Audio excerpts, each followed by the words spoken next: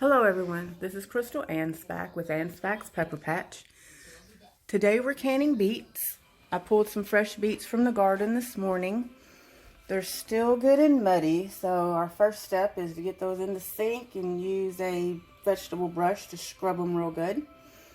After that, we'll get them in a pot of boiling water to loosen up the skins. That'll make it really easy to peel. Then we can start preparing to pickle them. So here we go. Okay, so I've got the beets scrubbed up. That took me about 20 minutes or so. And as you can see, we've got different size beets. Most of them are medium size, pretty average size. We do have some bigger ones back here and one giant overachiever. So good for you, buddy. Then we do have some little small ones, even some that are tinier than that, and that's fine. We have all these different size beets.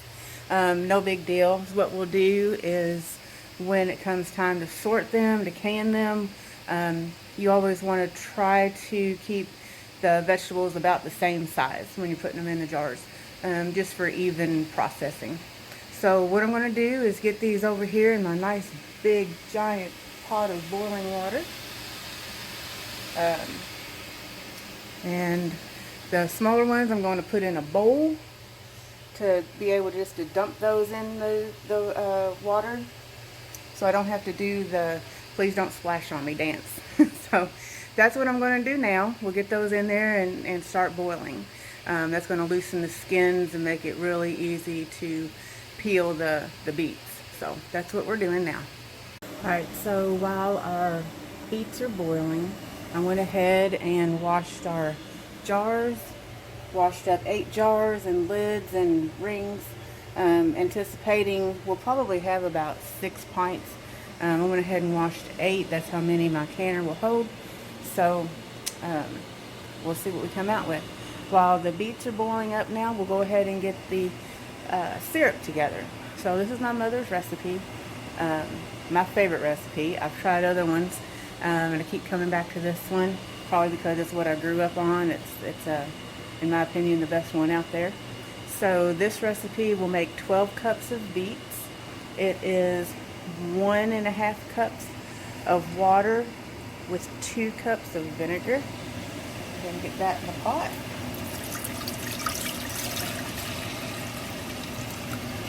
All right. That's apple cider vinegar. And then we have 1.5 cups of granulated sugar. Now any of this stuff in the recipe, any of these ingredients, you feel free to use organic. I can with organic sometimes, but it will substitute with just, anything you want to substitute it with. And then 1.5 teaspoons each of salt, cinnamon, and ground cloves. That'll go in there. Those are your seasonings. Now if you don't like the taste of the cloves or the cinnamon, you can always eliminate that. I like them. I cut the cinnamon in half this year because last year was a little bit too strong for me. So 1.5 teaspoons each of the salt, cinnamon, and the cloves. And we'll put that on a low to medium heat. We don't want to heat it up too fast, but we want to get the sugar to melt. So I'll go ahead and get that started, and then once the beets are finished cooking, we'll start peeling those and getting them prepared to put in our jars. Alright, so now we have our beets are finished boiling, and they're in the sink. They're all ready to get peeled. They're still a little hot. So I've got my handy dandy mechanics gloves on. You can get those at AutoZone or any place, or you can just get regular gloves, rubber gloves at any drugstore, in your home health care section. They're going to do 2 things. They're going to keep your hands from getting too hot from the hot beets and the hot jars when we start putting them in the jars, and they'll keep you from having pink fingers for a week. So I just want to take one quick second to show you how easy it is to peel the beets once they've been boiled nice and tender. So all you have to do is just take one in your hand. See how the skin's already trying to come off of it? So you just take one in your hand. Check that out. Check that out. And the skin will just slough right off. And there it is. Add in there. See what I mean about the red? If we didn't have our gloves on and doing a whole sink full of beets like this, we would all end up with pink fingers for the rest of the entire week. So gloves are a great thing. Just real easy. Just pop the tops off, and the skins just slough right off. We'll trim them up. We'll trim the stems, and we'll trim the tops where the stems came out, and the bottoms where the tap roots were. We'll trim all that up when we get ready to cut them up. So right now I'm going to go ahead and finish peeling all the beets, and I'll get back with you in just a second. Alright, now the water's boiling, so we're going to sterilize our jars. I'm getting this one filled up with water. And my sink's a mess with all the beet skins and trimmings. So we'll put those in there. Just like that. Ooh, we're getting fogged up. Ooh, we're all fogged up. There you are, you're back. Alright, so I'm going to keep doing this, filling these jars up with water. That'll keep them from falling over when you sit them down into the boiling water. So I'm going to do that and get those together. Here they go down into the water. That's my husband putting them in there. See how they float a little bit? Yeah. There it goes. See the steam coming up? So we'll let those steam, we'll let those boil for about 10 minutes. Those are the jars in there. And then we have our lids boiling as well. That'll sterilize them. Some people say it's not necessary to sterilize, but I grew up helping Mom and Grandma can, and they always sterilize their jars. I've always sterilized my jars, lids, and rings. Why eliminate that step when it ensures the safety of your canning process? So that's what we'll do. We're going to wait 10 minutes or so and let those boil for a while, get good and sterilized, and then we can start getting our beets in the jars. Here's the sliced ones, and then the bigger beets we had, remember, the great big giant one, and a couple others. I chunked those, so those are ready to go. Our pickling liquid is ready to go, so we'll get on that here in a few minutes. Okay, y'all, we're ready to start our canning now. This is a hot pack process. So we have our cooked vegetables, our beets, we have our hot canning liquid, and our hot jars that are going back into the hot pot for processing. We also have our hot lids and rings. So gloves are pretty important to keep from burning our fingers. At least it makes it easier to handle the hot jars, getting them back into getting everything in there, and then lids, rings on, and getting them back into the hot pot. So I'm going to get started packing these jars.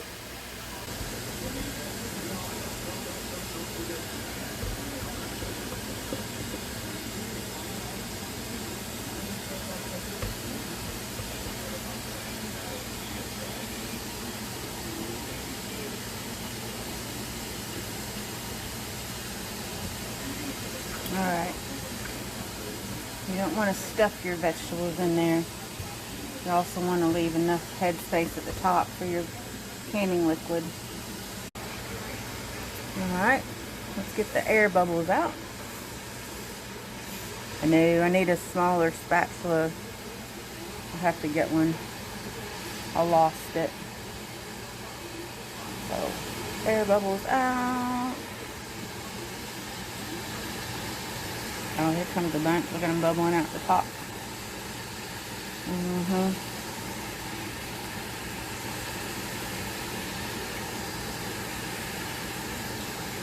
There's more in this one. You see it on the side. I just lost a beet out of there. Always wipe the rings or the rims of your jars. Clean those. Ooh, hot. Ooh, hot, hot, hot. Lid on. Ring in place. Ah, on there. Finger tight. And stick it in the pot. Alrighty. Getting ready to do more. There they are. Ready to go down into the water. I'm going to lower them in there. Okay. Cover them up. And we'll wait and let that steam start rolling out of that pot. Then we'll start our timer. We're going to process these jars for 20 minutes. Okay, so we have our beets processing.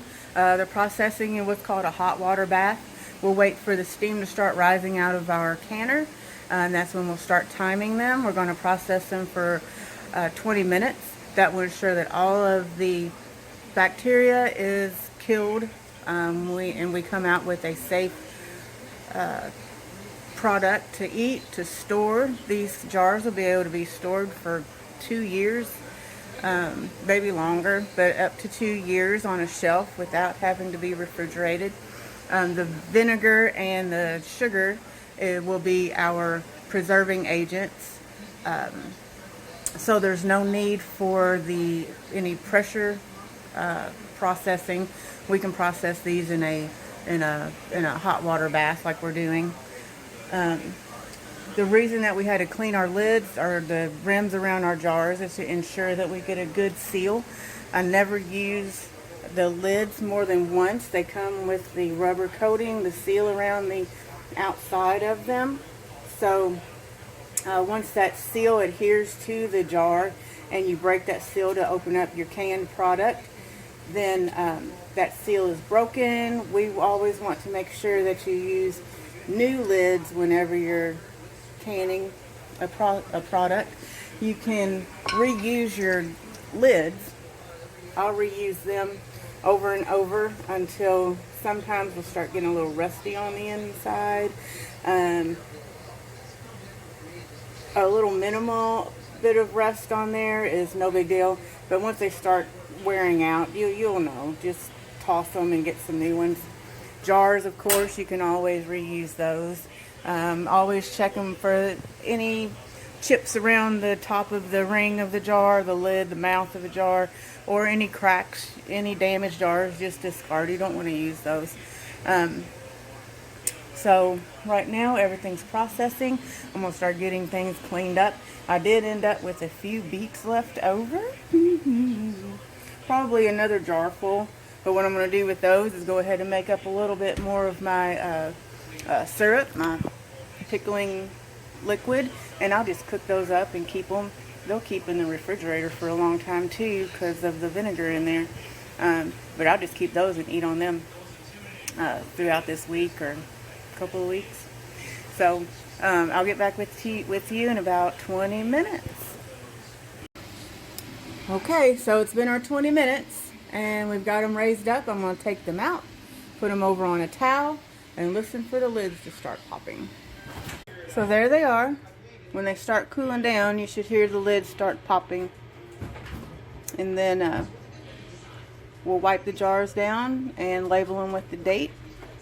And they're ready to store. Okay, so all of my lids have sealed. So as your jars cool, you will hear a pop, and that is the button on the inside of your jar lid. See that? So as those lids seal, they'll pop down, and that's the jars cooling, and creating the pressure inside the jar will suck that little button in the middle down, and then that's how you know that your lids are sealed. Any jar that you come along that button doesn't go down, then you don't have a good seal on that jar, and it's not good for shelf storage. So what you want to do, you have a couple of options. If that happens, you can take the lid and ring off of that jar, put a new lid on after you clean the rim of the jar and a ring and reprocess. Or you can just store that jar in your refrigerator, because the contents is still good. It's just not good for shelf storage. So you can store that in your refrigerator for several months and the contents will still remain good. So all of my jars are done. They're labeled with today's date and ready for shelf storage. There they all are. Thank you. I hope you have a great day and enjoy your new pickled beets. Thank you for joining me today. That whole process took us about 4 hours. If you have any questions, just message me. I'd like to see your comments as well. And join me later on this year when we do some pickles. Thanks.